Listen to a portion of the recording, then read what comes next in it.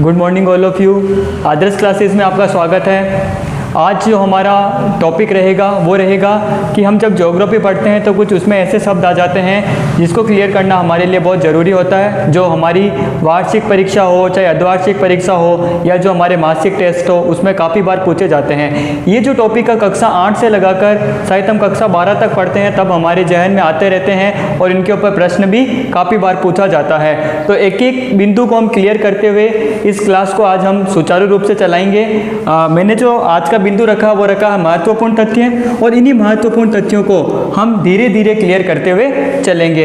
यहाँ पर हमारा जो पहला महत्वपूर्ण बिंदु है संसाधन संरक्षण। मैंने पिछले वीडियो में आप लोगों को जल संसाधन के बारे में बताया था। तो जो शब्द आता है पीछे का संसाधन, उसके ऊपर बच्चा काफ़ी भ्रमित होता है कि संसाधन क्या चीज़ है। तो संसाधन का मतलब होता है वह वस्तु जो मानव उपयोग में लाता है या फिर मानव के उपयोग में आती है, उसको हम संसाधन कहते हैं। संसाधन क्लियर होने के बाद में हमारे पास में आता है संरक्षण। संरक्षण का मतलब होता है किसी भी चीज को बचाना, संसाधन संरक्षण कहलाता है। अब इसकी परिभाषा हम बोर्ड परीक्षाओं में किस प्रकार देंगे कि संसाधन संरक्षण मानव द्वारा संसाधनों के प्रबंधन। प्रबंधन का मतलब होता है ऐसा नहीं है कि मैं कंजूसी करके उसको बिल्कुल ही बंद कर दूं। प्रबंधन का अर्थ होता है मुझे कितनी मात्रा में उसका उपयोग करना चाहिए और मैं कितनी मात्रा में उसका उपयोग कर रहा हूं, उतनी ही मात्रा में उपयोग करो जितनी मात्रा में मुझे आवश्यकता हो। तो मानव द्वारा संसाधनों के प्रबंधन को संसाधन संरक्षण के नाम से जाना जाता है। संसाधन वह वस्तु जो मानव के उपयोग में आती है उसको संसाधन कहते हैं। और हमारी कक्षा 10th के पाठ्य पुस्तक में दे रखा है कि मानव खुद संसाधन है, क्योंकि किसी भी संसाधन को बनाने के लिए मानव के दिमाग और मानव की कार्य प्रणाली की आवश्यकता होती है। तो मानव संसाधनों का जनक भी है और मानव खुद क्या है, संसाधन है। उसके बाद में मैंने जो दूसरा बिंदु लिया है वो लिया है खादर व बांगर, जो हमारे कक्षा 8, कक्षा 9, कक्षा 10 और कक्षा 12 और कक्षा 11 इन सब में ही महत्वपूर्ण बिंदु है। इसको क्लियर करना खादर व बांगर को क्या होता है। खादर व बांगर, खादर का मतलब होता है नदियों के द्वारा जो जलोढ़ लाए जाते हैं उसके द्वारा जो नई मिट्टी की परत बिछ जाती है उसको खादर कहते हैं। काफी बार परीक्षाओं में आता है खादर व बांगर में अंतर बताइए। तो खादर वह है जो नदियों के द्वारा नया जलोढ़ या फिर जो नई मिट्टी की परत बिछ जाती है उसको तो कहते हैं खादर। नया जलोढ़ कहलाता है खादर। और जो पुरानी मिट्टी की परत होती है और जहाँ नदियों का पानी नहीं पहुँच पाता है, वहाँ पर नई मिट्टी की परत, कंकड़ पत्थर की परत नहीं बिछ पाती है, उसको बांगर कहते हैं। तो नया जलोढ़ खादर और जो पुराना जलोढ़ होता है उसको, जो पुराना जलोढ़ होता है उसको बांगर के नाम से जाना जाता है। अब हमारे पास में पहला अंतर तो हो गया कि भाई नया जलोढ़ खादर है और पुराना जलोढ़ बांगर है। दूसरा अंतर मैं इसी से निकाल के बताता हूँ, यानी उपजाऊ कौन सा होगा। उपजाऊ होगा हमारे पास खादर, और जो कम उपजाऊ होगा वो कौन सा होगा, बांगर। तो खादर मृदा उपजाऊ होती है और जो बांगर मृदा होती है वो कम उपजाऊ होती है।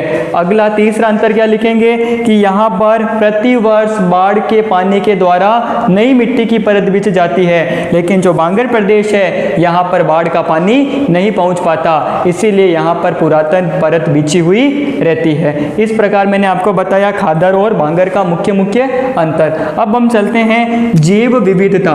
किसे कहते हैं जैव विविधता, काफी बार इसके ऊपर प्रश्न भी बनता है। अब आप इसको कैसे उत्तर देंगे। जैव विविधता यानी जंतुओं के यानी प्राणियों के अंदर पाई जाने वाली विभिन्न प्रकार की प्रजातियों, विभिन्न प्रकार के आनुवांशिक लक्षणों से उत्पन्न जातियों को हम जैव विविधता के नाम से जाने जाते हैं। एक क्षेत्र में विभिन्न प्रकार के प्राणी और विभिन्न प्रकार के जीव जंतु पाए जाते हैं, इसे को हम जैव विविधता के नाम से जानते हैं। या मैं परिभाषा भी लिख देता हूं आपके लिए कि विभिन्न प्रकार के जीव जंतुओं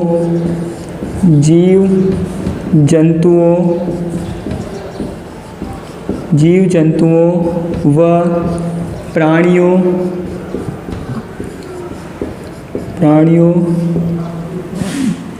की उपस्थिति का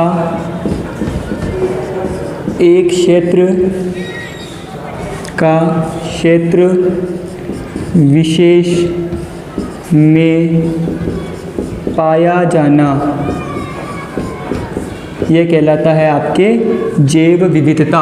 यानी वहाँ पर अलग अलग प्राणियों की और अलग अलग जीव जंतुओं की विविधता पाई जाती है। इसके बाद में एक ऐसा कॉमन टॉपिक जो अपने बहुउद्देशीय परियोजना में भी आया था कि मृदा अपरदन किसे कहते हैं, यानी जल के द्वारा, हवा के द्वारा या फिर जीव जंतुओं के द्वारा मिट्टी की ऊपरी परत का बह जाना, नष्ट हो जाना, उसका उपजाऊपन खत्म हो जाना मृदा अपरदन कहलाता है।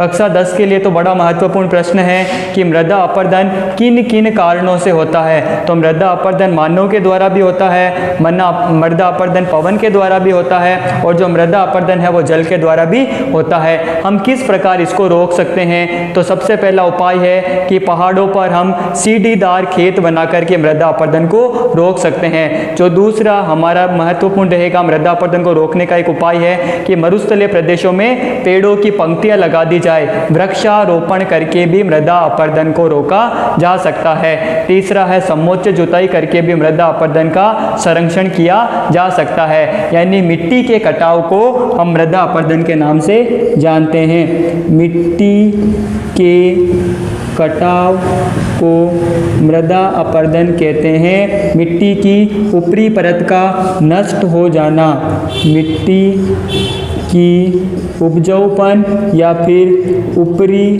परत का किसी भी प्राकृतिक कारकों के द्वारा नष्ट हो जाना, ये आपके मृदा अपरदन कहलाता है।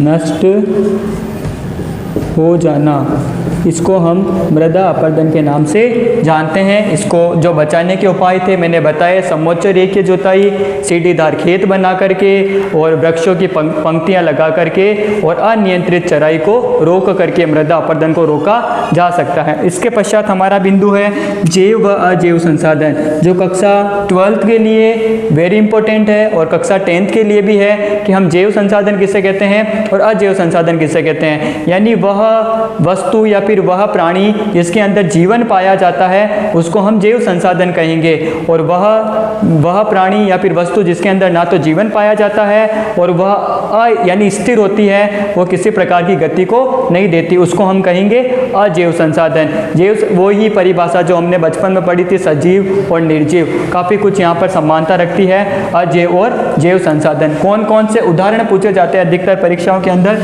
तो आप जैव संसाधन में उदाहरण दे सकते हो।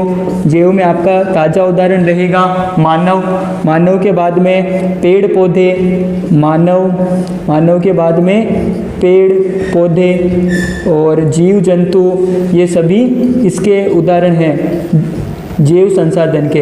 अगर अजैव संसाधन का उदाहरण देना हो तो चट्टानें, अजैव